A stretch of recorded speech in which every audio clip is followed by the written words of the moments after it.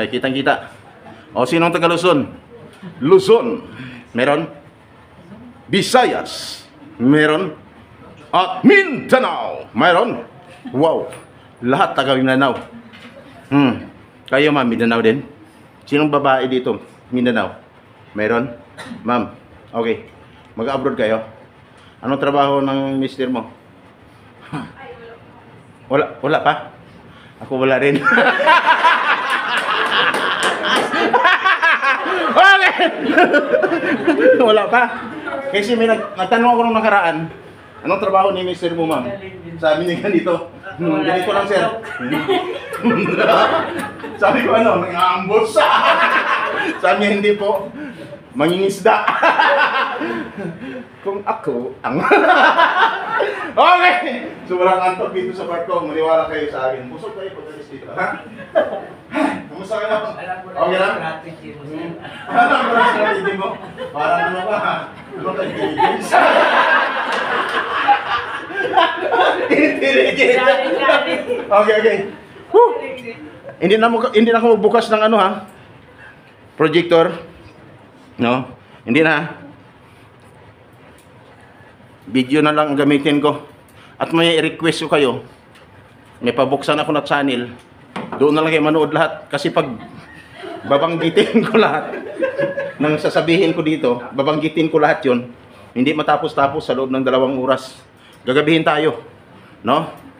Ngayon, para mapabilis, so para makuwi kayo ng maaga, so ito na lang. Wala. Sasabihin ko na lahat. Kabisado ko naman eh. Hindi na kailan magbasa ko dito. Ang ganito.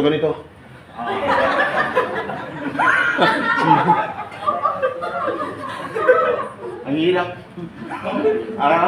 Nako, ako kasi ayaw ko aantukin kayo. Si ma'am, okay lang kasi malinaw din naman magano. Hay nako. Okay na? O sige. Sino mga ex-abroad? Taas yung mga... Hindi. Mga ex-abroad, taas yung mga kamay. 10. 10. Sino mga first timers? Taas yung mga kamay. 11.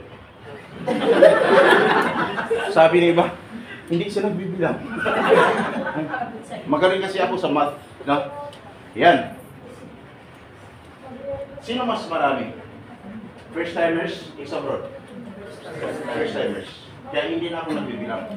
Bakit kailangan pa pahirapan ko ang sarili ko? Di ba? Nawala naman akong sahod.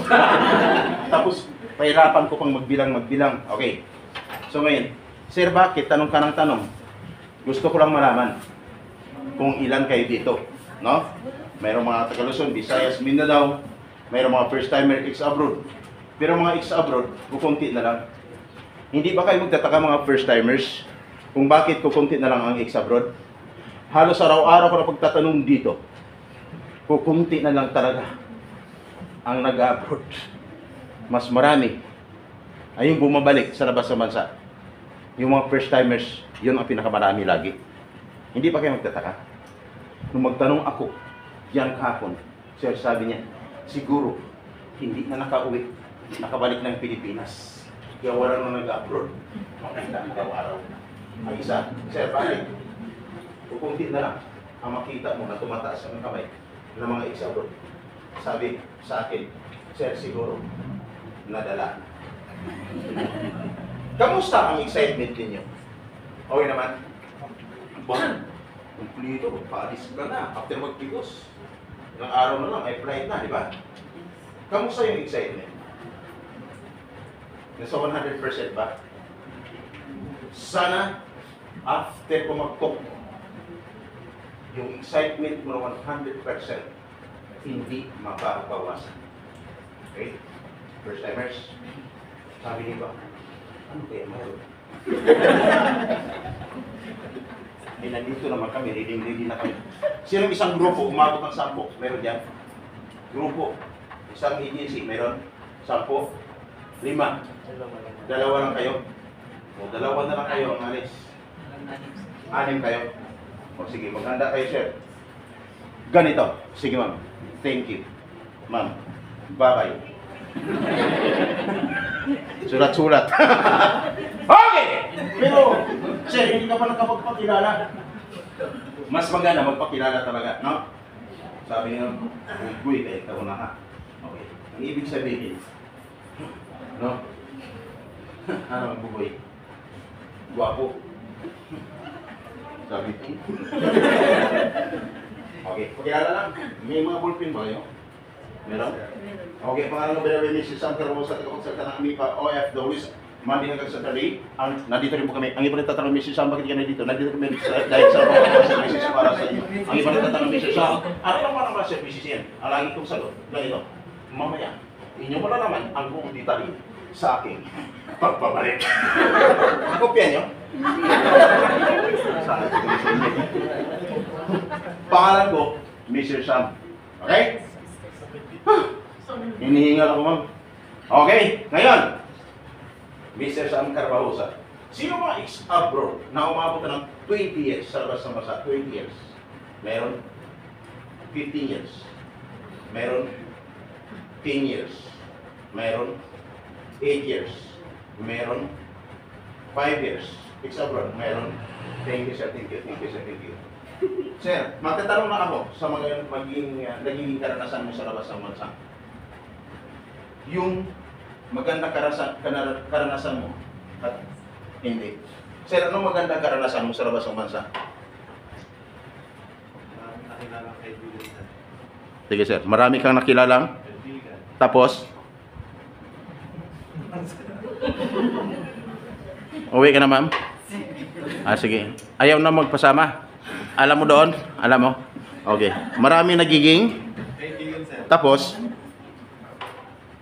Maraming natutunan na... Pwede kayong tumayo dito sa rapat, sir? Ano, sir? Tapos? Yun. Yung nagiging bad experience mo, ano? Bad experience, sir, sa company ko, sir. Sa company. Anong naging bad experience mo, sir? Hindi kami pinagtrabaho, sir. Ha? Hindi kami pinagtrabaho ng 3 months. Ha? Anong nangyari doon? Bakit kayo pinagtrabaho sa loob ng 3 months? Wala. Alam mo ibigay ng trabaho, sir. Wala may ibigay na trabaho. Kaya lang po. Pero ang pinirmahan mo, 2 years contract. Yes, sir. So, sa loob ng 3 months, wala kang trabaho. May sahod ka, wala? Wala, sir. Wala rin. Yan ang pinakamahirap, no? Ikaw, sir, naranasan mo ba? Ganun, sir. Nung pandemic. Nung pandemic? Oh. 5 months. 5 months, wala kang trabaho. May... Ano po? Kakain naman.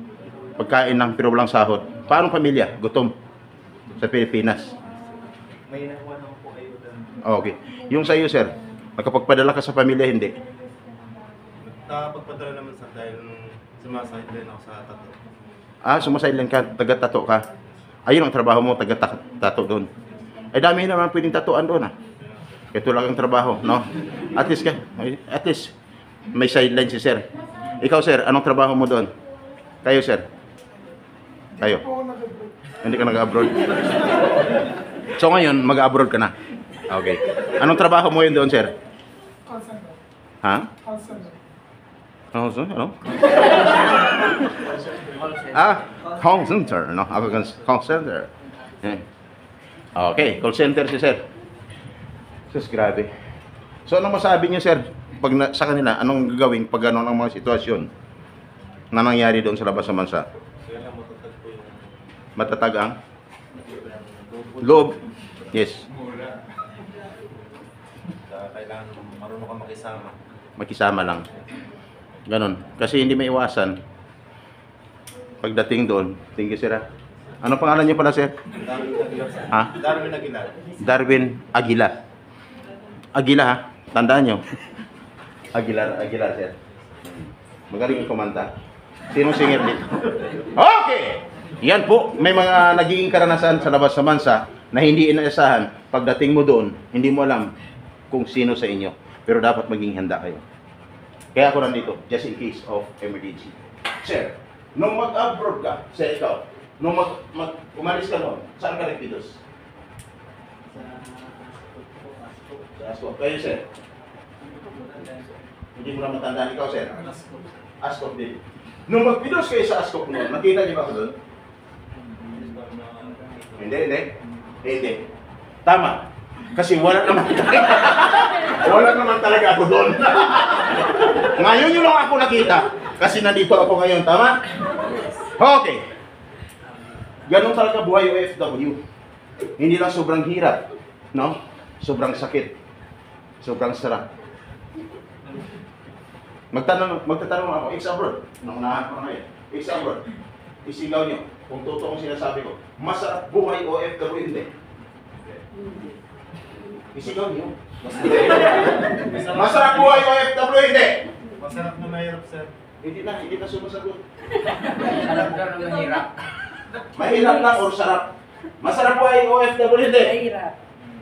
Hindi, mahirap. Hindi talaga. Si Sir ang sabi, masarap. Dinoble niya pa na mahirap. Ma'am, ikaw ex-abroad ka? Yes. Mahirap, tama? Opo. Mahirap. Naranasan mo palang hirap. Hindi lang sobrang hirap, sakit na buhay. Tama? Ma'am, saan na siyang lumabas kanina? Sabi ko dito siya umupo. No? Ma'am, naranasan niyo na ba yung sobrang hirap ng buhay at sobrang sakit na buhay? Naranasan niyo na ba? Okay. Ikaw, ma'am, naranasan mo na. Naranasan. Sino hindi nakakaranas? Ma'am, ikaw nakaranas ka na? Hindi pa. Okay. Halos na! Kaya naranasan. Saan ka?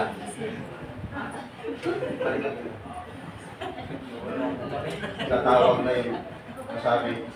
Sabi niyo, hindi masarap. Sabi niyo, hindi mahirap ang buhay. Sabi ko, hindi sarap sa masa. Yung pala, dami nagsabi dito, mahirap pala.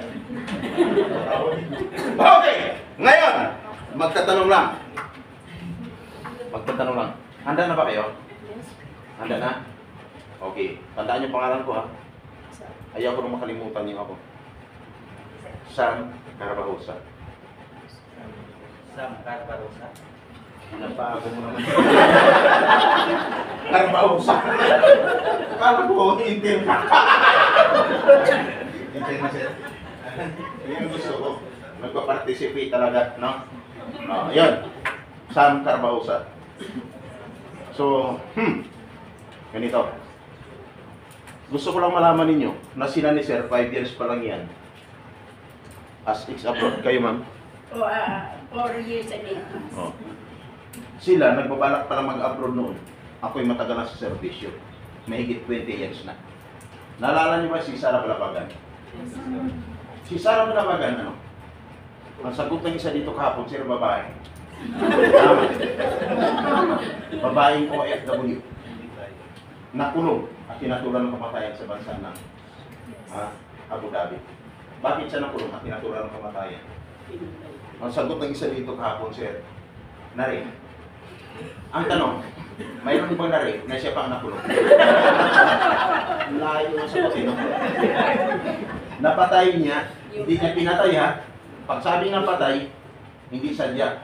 Pag sabing pinatay, pwede kang kasuhan. Napatay niya, self-defense lang ang kanyang ginawa, guys. Self-defense. Nung inatin po siya na-rapin or gasain, lumaban siya. Pinagtanggol lamang ang kanyang sarili hanggang sa mapatay ang kanyang amo. Kung kaya siya nakulong at tinatulan ng kamatay. Sabi niya, ay babae naman kasi yun. At saka, household naman kasi yun. Ay paano naman si Engineer Jan Aquino? Isang engineer, maganda ang posisyon, maganda ang profession, pero nakulong din at tinatulan ng kamatayan. Bakit? Ang problema pala, walang pinipili.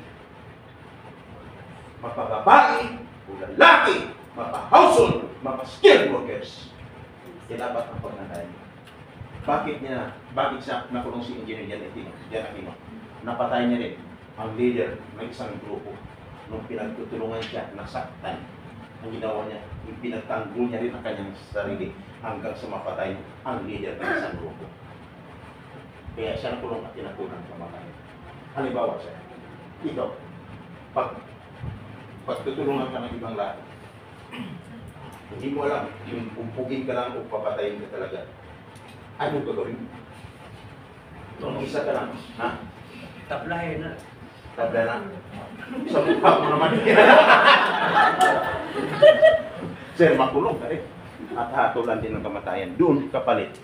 Kung nakapatay ka, papatayin ka rin. Anong gagawin? Ngayon! That's your opinion, sir. Pero, mas maganda, iwasan mo na lang. umiwas ka at mag-report ka sa Embahada ng Pilipinas. Malinaw? Ganun dapat. Ang tanong, paano nailigtas ang kanilang buhay sa bingit ng kamatayan? May tumulong sa kanila. Sino tumulong sa kanila? Walang iba. Magkasama kami ng dating boss ko, former Ambassador Isinieres. Hindi lang ambassador, nagiging iniilan si chairman, naging congressman pa, year 2013. Kaya lang nag-iwalay kami year 2013. Nung iniwan ko siya, sir, namatay siya. Hinayar ako ng AMIPA, year 2013, ilang taon lang, namatay naman ang presidente namin. President, ako ang vice. Kay Sinyeres, ako rin ang vice president for welfare assistance. Patay siya, dito, patay din. Hinayar ako, 2022, sa kabila. Sabi niya, Mr. Sam, you are the right person for me. Nung tinawagan niya ako ng report, sabi ng kaibigan niya, sir, sa'yo na naman siya. Nagtanong, bakit? Kung sa akin si Mr. Sam, ang sabi niya, sir, ikaw ang susunod. Pero walang ilang taon, umalis ako, kaya nanatili siyang okay pa rin ngayon. Kami ang tumulong noon. No? Hindi lang sa kanila ni Sarah, iba pang mga OFWs, napakarami mula noon hanggang ngayon. Walang tigil. Kaya noon, pag may mga problema, ma'am, diretso na kayo sa harapan. May nakaupo na dyan, dito na. May mga problema, lagi nakalive yan sa radio. Pag sinabi, sa extra, mula sa Luzon na Makati ito, si Ababatron 141, ang nagulat sa impila na may tulong nakas 50,000 watts, DWIC. Sir, ako weird. Pag sa isang radio, marinig mo, mula sa Luzon, Manila, ito ang RHUs, sabi ka rin sa anak niliko sa pagbabalita. Sir, ako rin po yun. Sa isang dyaryo, ako si kaagapay natin. Sa isang dyaryo, ako si latigo ng bayan. Kaya ako nandito, just in case of emergency. Sir, alam ko, kaya ako nandito. Pag may problema, huwag kayo mag-autobili. Nakaredy kami para sa inyo. At least, nakita nyo in personal yung tao na pwedeng tumulong just in case of emergency. Ang dami nagsasabing tumutulong, pero pag nag-text ka, tumawag ka, the number you dial is either unattended or out of coverage area. Please, try your call later. Pagpuntahan mo, sabi, ay, sekretary na nakausap namin. Wala na. Kaya paulit-ulit, pabalik-balik, hingi ng tulong, inaabot ng ilang taon, ilang buwan, ilang taon, hindi pa rin nasolve ang problema. Yes ba? Gagastos ka ng gagastos, pati pamilya mo apektado. No? Dito, pag ibinigay ko ang number mamaya, pag sa akin ka tumawag, pero bago ka tumawag sa akin, agency muna, i-inform niyo pag may problema. Pag nakarating na sa akin, ang purpose lang mapabilis ang pag-solve ng problema. Bakit? Ayaw na namin, nagagastos ka pati pamilya mo. Dito, libre at lifetime ang serbisyo. Ayos ba? Hindi po ito. Hindi po ito insurance. Ha? Hindi po ako insurance. Dami dyan. Walang assurance. Okay! Ay, nako. May YouTube channel ba kayo? Nanonood kayo yung YouTube? Okay, buksan niyo. Ang YouTube channel na Kaagapay Space, ACTV. Kaagapay. Tapos, lagyan niyo ng space, tapos ACTV. Kaagapay. Lahat, buksan niyo kung may cellphone kayo. Naniwala ka isa, picture lang yung isipan yan. Ay, ito, sundin namin. Pag dating sa labas ng mansa, hirapan pala, no? Kaagapay Space, ACTV. Yun ang kasalanan kulay itim, nakasombrero kulay itim. Ayan, na parang cowboy. Pindutin mo, tingnan mo. Ayan o. Nakita nyo? Kaagapay Space, ACTV. Sierra Charlie Tango Victory. Yan po. Nakita nyo lahat. Taas ang mga cellphone kung nakita nyo. Taas. Yan, wala pa? Yan. Sa YouTube ha. Sa YouTube yan. Okay, pag nakita ninyo, wala kayong ibang gagawin kundi subscribe nyo. Bakit? Just in case kung may emergency. Oh, just in case kung may emergency. Malaking bagay yan para sa inyo. Ito, nakareading yan. Tawagan ko. Nagsishare lang sir. Patitulungan. Binabastos ng employer. Ito. Dalawa ngayon ang sa tawagan ko. Tingnan mo. Walang pamilya, nasa Cebu. Pero pinaksyonan ng problema. Ayos ba? Bakit? Pag sa iba, papuntahin ka ng Manila, gagastos ka ng libo-libo. Dito, pag binigay mo lang sa akin, ayan, nakaready na. Sinulat ko ganun sa likod. Yan po. Kaya ako na dito just in case of emergency. Kaya dapat, sisigurado din sa inyong pagpidos, kayo ay makalis na. Ang tanong, sure na ba na makalis na? Hindi ba? Sino ang nakapag-sign na ng kontrata? Taas yung mga kamay. Nakapag-sign. Kung kunti lang. Ayon sa batas, sana hindi mabawasan ng 20%. Lahat na nangyayari sa inyo. Ayon sa batas, dapat ang isang OFW bagong pilos dapat siya nakapag-sign ng kontrata. Sabi niya ba, ha? Sign ng kontrata, bakit kami wala pa? Ibig sabihin, bawas na ng 20% yung excitement mo. Kaya, batas ha, malaman nyo kung batas kung mamaya. Kaya hindi po biro-biro. So, pagdating sa part 2, hindi po ito biro-biro. No? Magtatrabaho akong libre, walang sahod dito. Pagdating dito, akala ng iba, nagkwento ng lukuan, hindi po. Hindi ka is para maghanap ng problema, tama. Ingat kayo. Huwag sobrang kampante. Dapat! Ikaw ay nakapag-sign ng kontrata. At dapat, after mo pilos 3 to 5 days, ay flight na. Bakit? Hindi ka lang nakapag-sign ng kontrata, hindi ka lang nakapag-pilos. No? Nakapagbayad ka na ng placement fee. Pag nagbayad ka ng placement fee, ang salary 20,000, magkano ang placement fee? Dapat, makinig ka, equivalent of 1 month salary. Tama? Sabi ni Iba yan, bakit sa amin, sobrang laki. Another 20%. Ito mababawas. Another 60%. At kailangan, bakit ka makaalis? Kasi, nasa batas, 60 to 90 days prior, dapat wala ka na sa Pilipinas. Ang ibig sabihin, 2 buwan hanggang 3 buwan, mula nag-apply ka na visa, dapat wala ka na sa Pilipinas at wala ka na ngayon dyan sa iyong inuupuan. Sabi niyo, bakit kami nandito pa rin? May ibig sabihin, another 20% ang mababawas doon sa excitement mo. Kanina, super excitement ka, super tiwala ka. No? Another 20% ang natira, magkano na lang? Ilan na lang? 40. O, di ba? At dapat, kung nagbayad ka ng placement fee, dapat mayroon pa kulang resibo. Sabi ni Baha, resibo. Bakit kami wala? Sinipo ng isa yung katabi niya, ikaw mayroon ba? Dapat may resibo. Malinaw?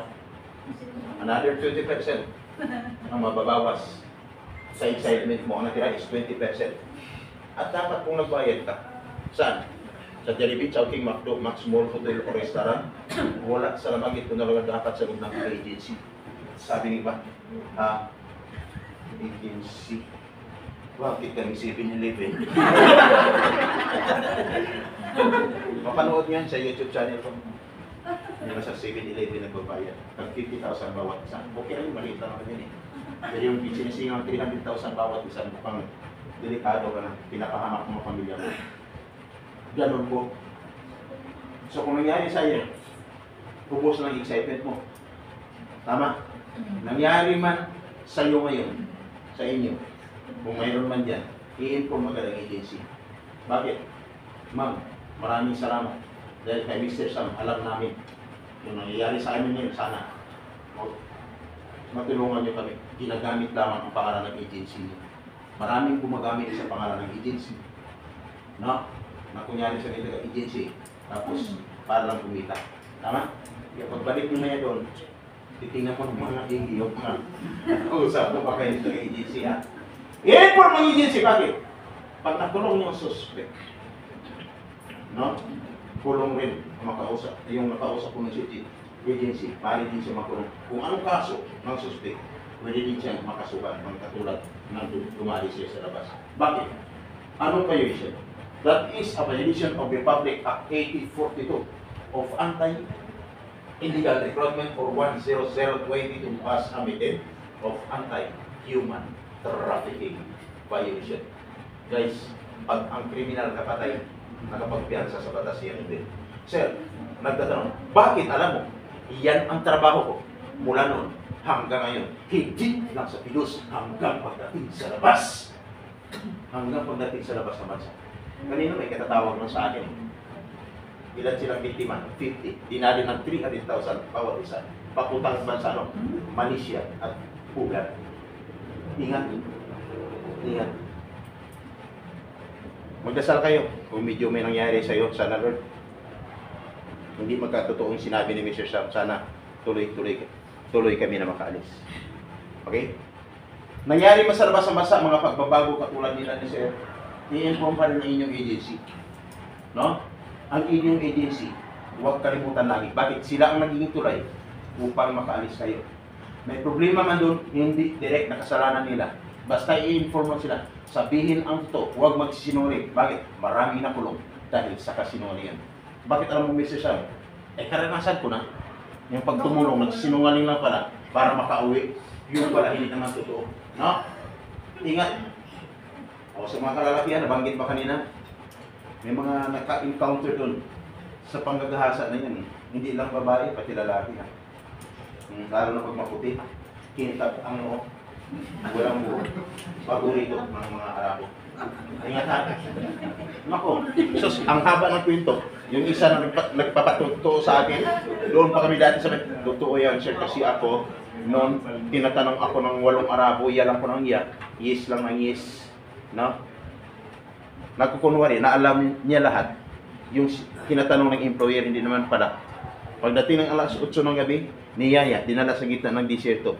3 days and 3 nights bago maka-eskapo, hemorrhage, confined sa ospital. Kaya ingat, no?